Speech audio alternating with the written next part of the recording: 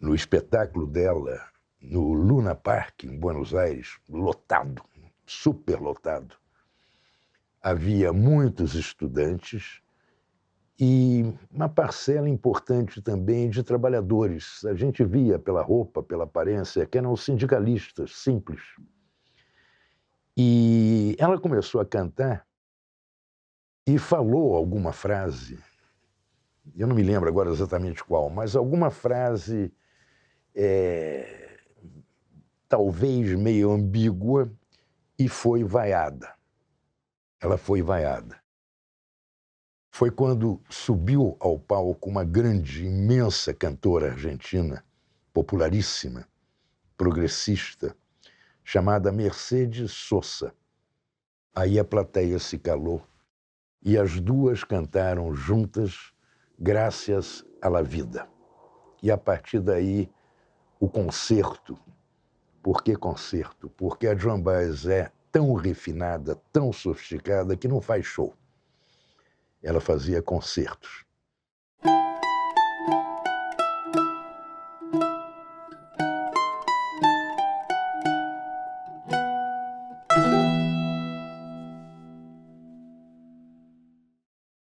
Joan Baez, a cantora, nasceu em Staten Island, pertinho de Manhattan, Nova York.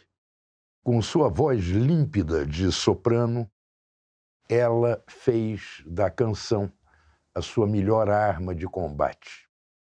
O que levou a Joan Baez a estudar canto? Além da vontade de cantar, claro, o fato do pai mexicano dela gostar muito de ouvir música. Ela tinha tudo para ser uma moça normal, de uma classe média acomodada, naquela Califórnia dos anos 60. Mas tornou-se uma revolucionária na música, na canção popular, não só dos Estados Unidos, mas do mundo. Em 1964, uma curiosidade.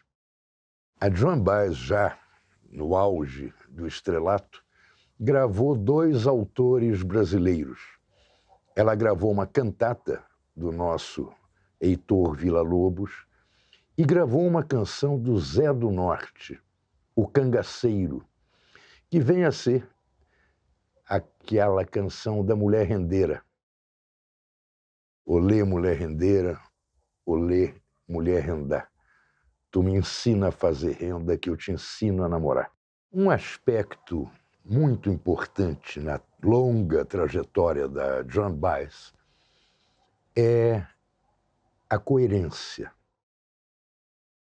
Ela só gravou e cantou canções nas quais ela acreditava e que contribuíam, de alguma forma, para a luta dela pelos direitos humanos, por uma busca de igualdade e de justiça. Não era muito comum, naquele tempo, que uma figura tão popular usasse a sua arte e a sua popularidade em defesa das causas.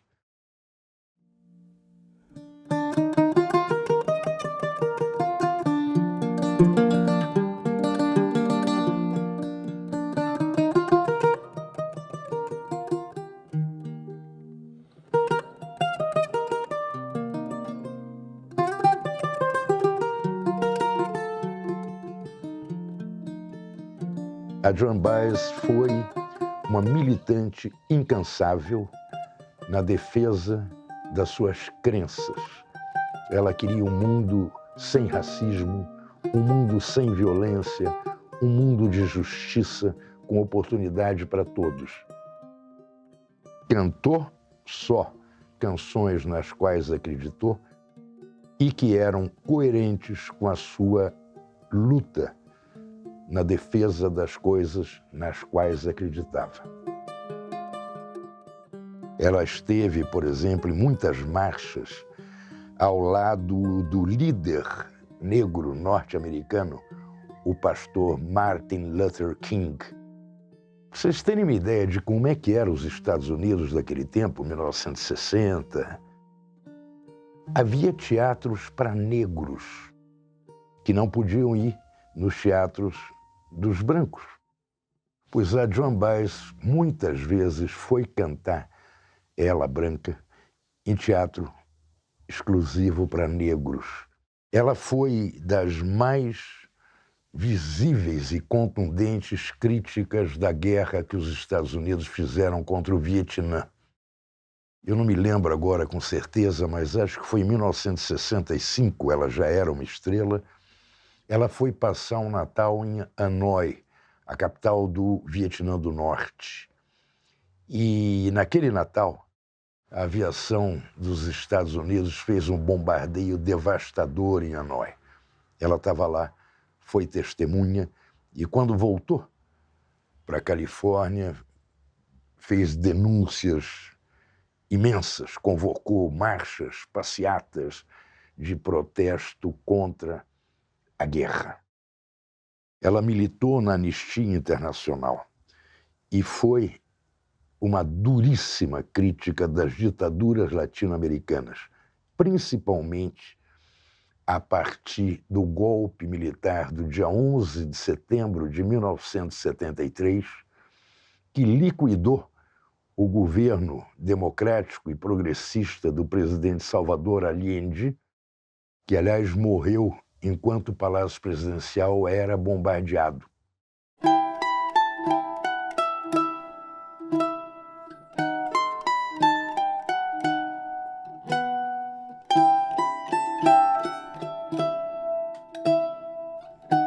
A relação da Joan Baez com a América Latina sempre foi próxima, porém, depois do golpe militar do Chile, virou prioridade.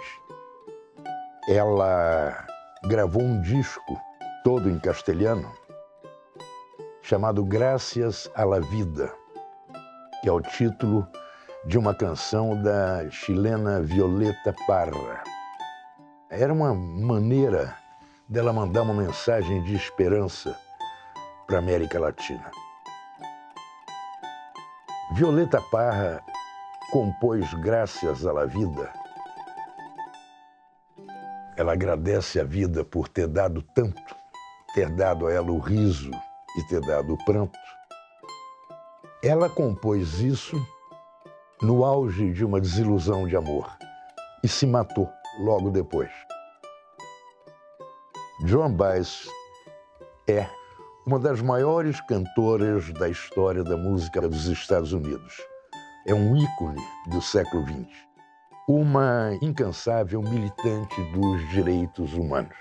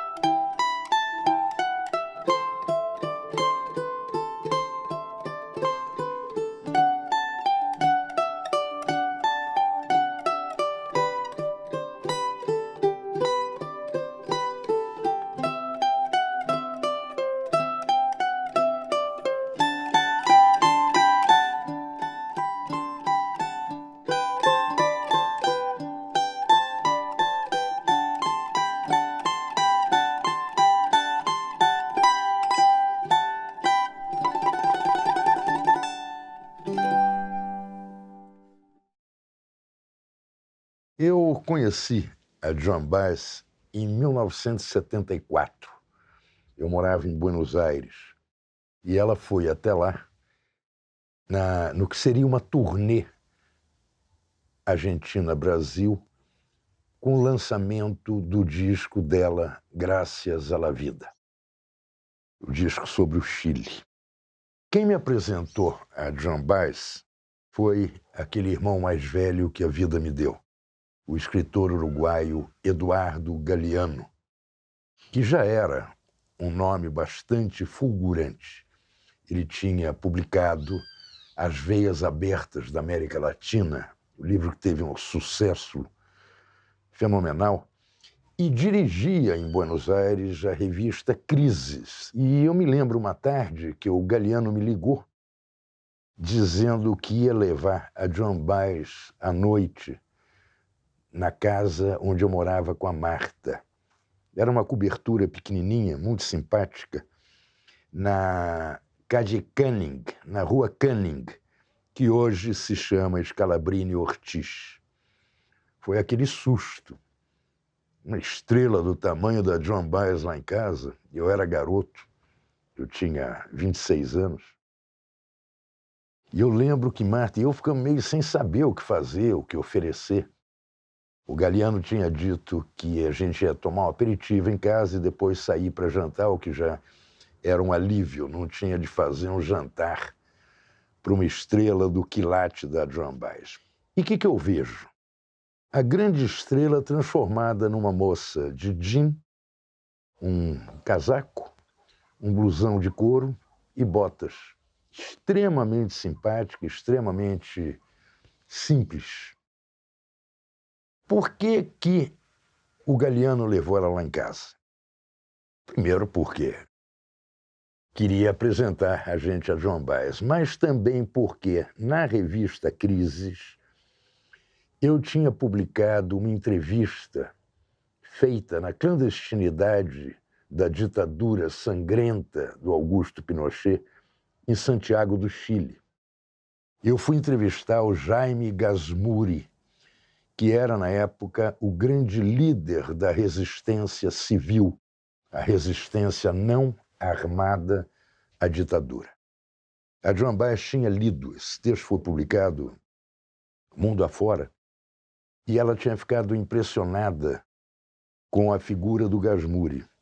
E quando o Eduardo disse que o autor daquela entrevista clandestina morava em Buenos Aires e era brasileiro, ele se ofereceu para me apresentar a ela. Foi assim que a gente conheceu.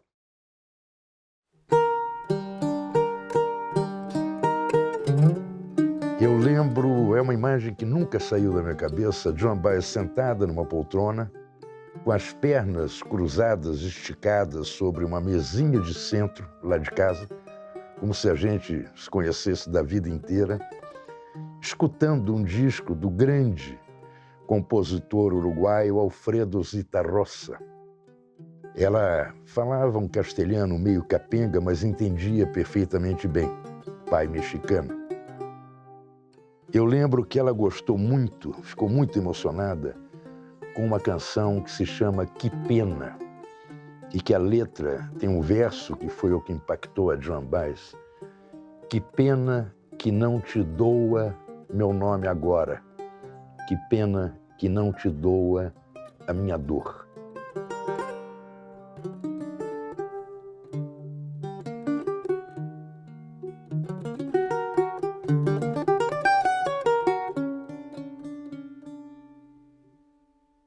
Uma coisa que ela também achou muito curiosa é que eu tinha, naquela viagem que eu fiz, clandestina para o Chile, tirado todo o material que eu mandei para o Tribunal Russell. O que foi o Tribunal Russell?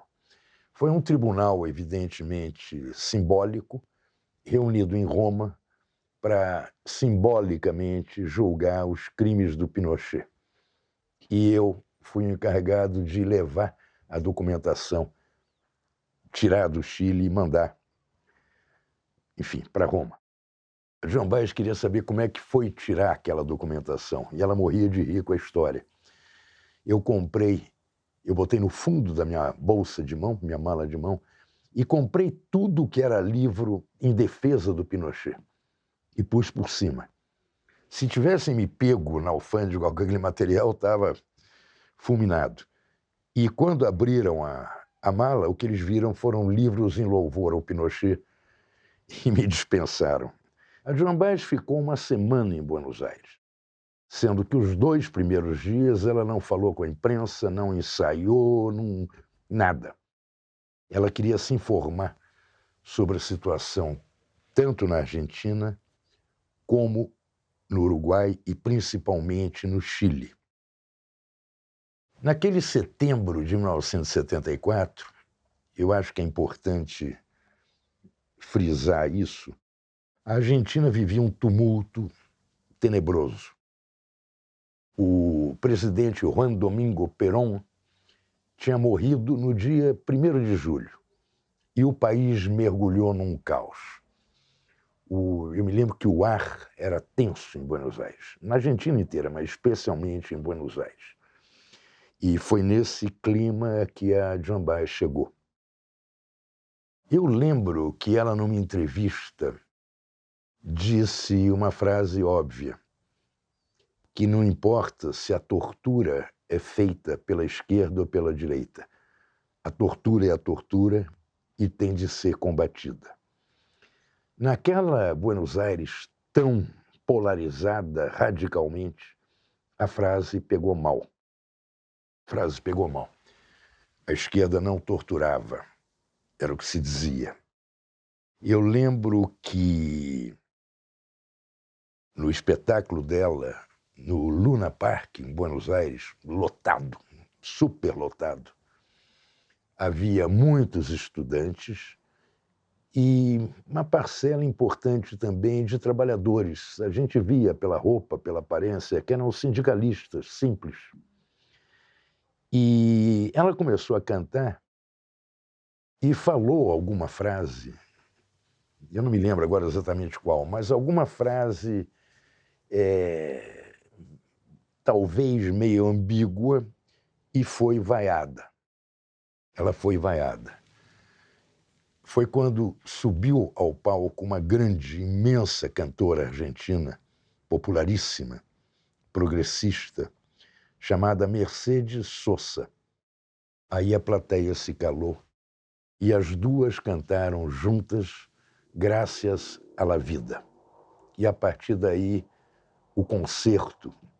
Por que concerto? Porque a Joan Baez é tão refinada, tão sofisticada, que não faz show. Ela fazia concertos.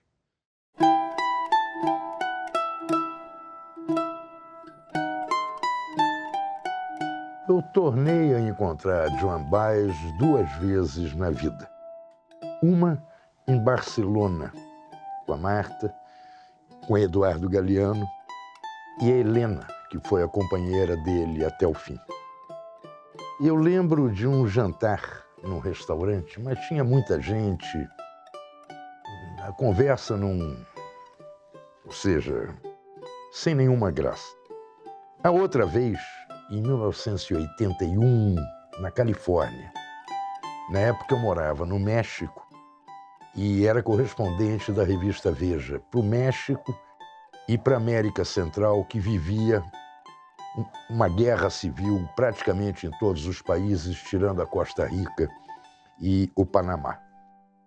Quem me pôs em contato com ela, eu estava hospedado na casa de um querido amigo, grande poeta chileno, Fernando Alegria, que era professor em Stanford, a mesma universidade onde o pai da Joan Baez tinha dado aula.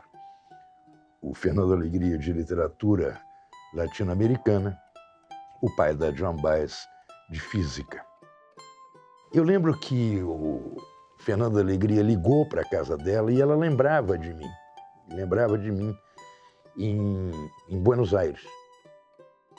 Eu lembro que o Fernando Alegria me passou o telefone e eu conversei com a Joan Baez e ela disse, o jornalista brasileiro que andava de moto em Buenos Aires. Aí eu achei uma confusão, nunca tive moto em Buenos Aires.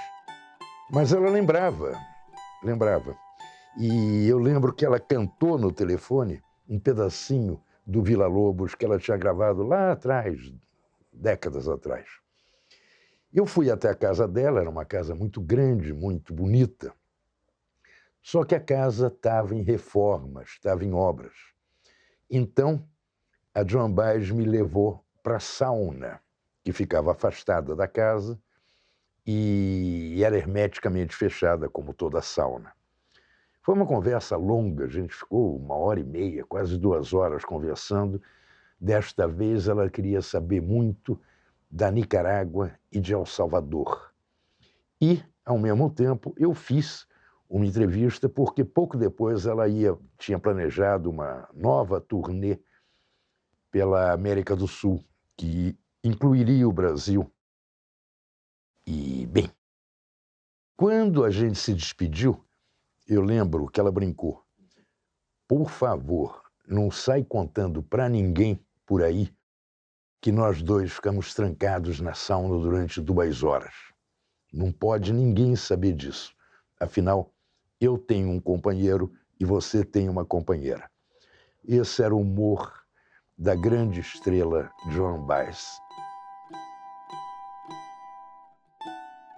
Em 2019, e depois de uma carreira de meio século, mais de meio século, a Joan Baez anunciou que já não se apresentaria mais.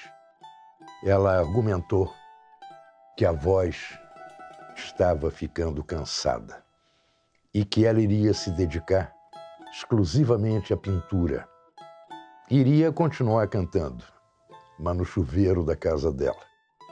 E a grande Joan Baez cantora agora é a Joan Baez pintora. Ela foi uma das mulheres mais fulgurantes do nosso tempo. Continua sendo. Ela jamais traiu as coisas nas quais acreditava. Uma figura luminosa e iluminada, que eu tive a alegria de conhecer e ter podido estar próximo dela em momentos determinados da minha vida. Espero que vocês tenham gostado. Eu fico contente de ter podido repartir com vocês uma parte da minha memória, a parte que foi iluminada pela Joan Baez.